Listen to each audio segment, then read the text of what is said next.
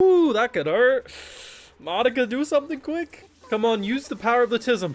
Oh, no.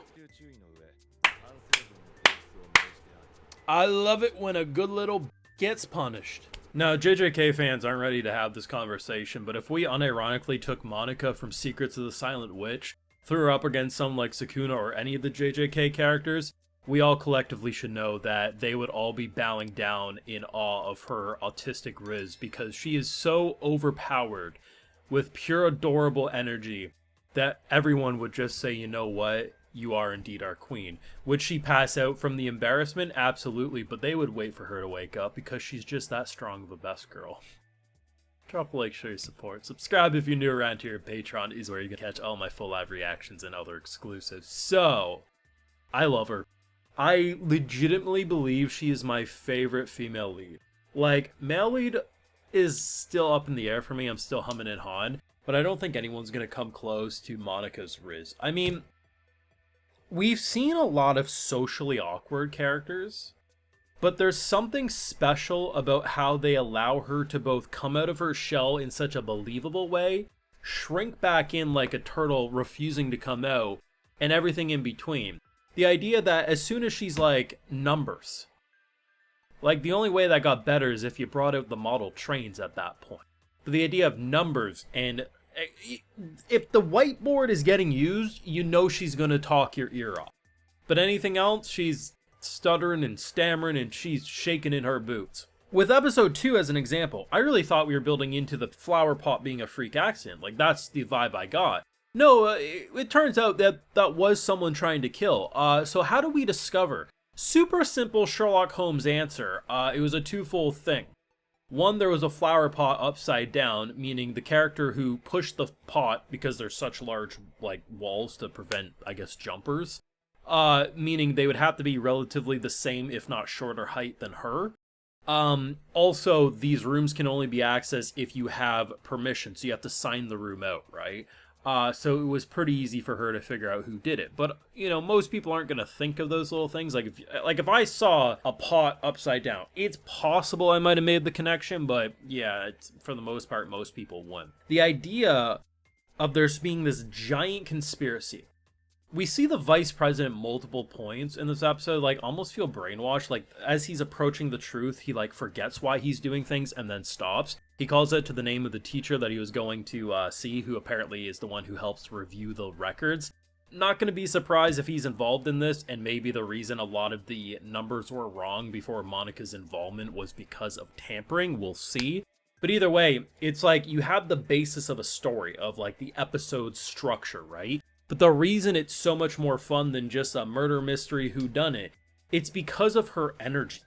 We are in an aristocrat society that is so high-strung that when she gets pushed, so Lana's standing up, you know, being like, how dare you, you skanky little bitch you, and then she gets pushed, and then in return bumps into, obviously, our girl. And, you know, her mind trying to have a Jimmy Neutron brain blast moment. How do I fix this? How do I recover? And I don't even know what type of stop, drop, and roll she did, but bless her heart, she survived. She can't just accuse someone who's obviously in a more steady position than her, but also how it could easily blow up in her face. So she's like, no, I legitimately just fell. Thankfully, you know, he did some digging and, you know, exposed that she was a skanky little bitch. But either way, there's all the politics of this.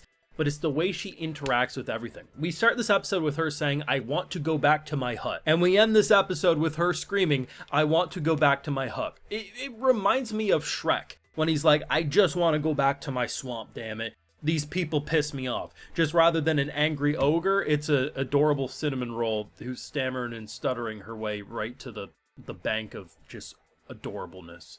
And you know she got an unlimited bank account full of it. You just want to protect her, but at the same time, you feel like she can also somehow protect herself in select instances. She just needs to get hyperfixated on something, and it's just glorious. The production remains adorable, funny, super sharp at times, but it's like, because you got a double whammy. You got her personal story and how individual characters, it's not going to be a singular character.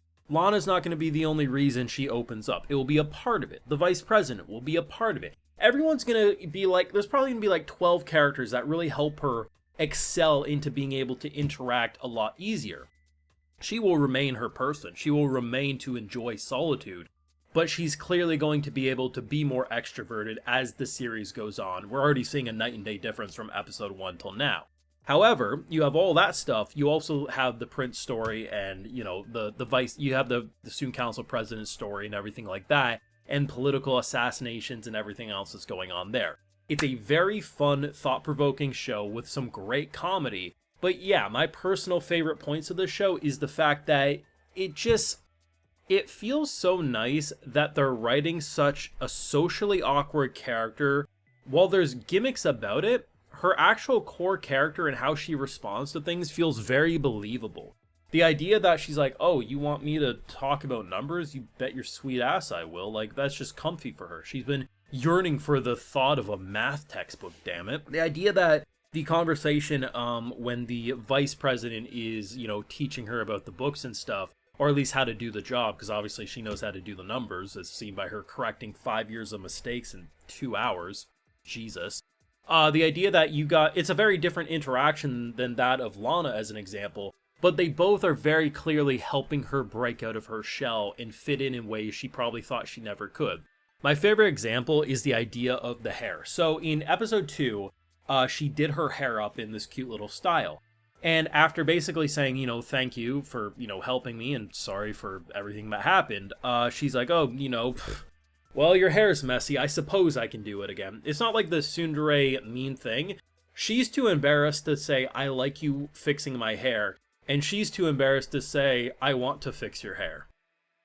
The idea that it's like, well, every day now, clearly, there's going to be the, your hair is messy again, I suppose I can fix it. It's a very cute piece of development that feels very natural given how most people interact in this school. She is the anomaly, but at the same time, they both are feeling more comfortable. And the more comfortable she feels with her, the more comfortable she'll potentially feel with other characters as well. And those that do scare the living shit out of her, obviously will have different levels of development.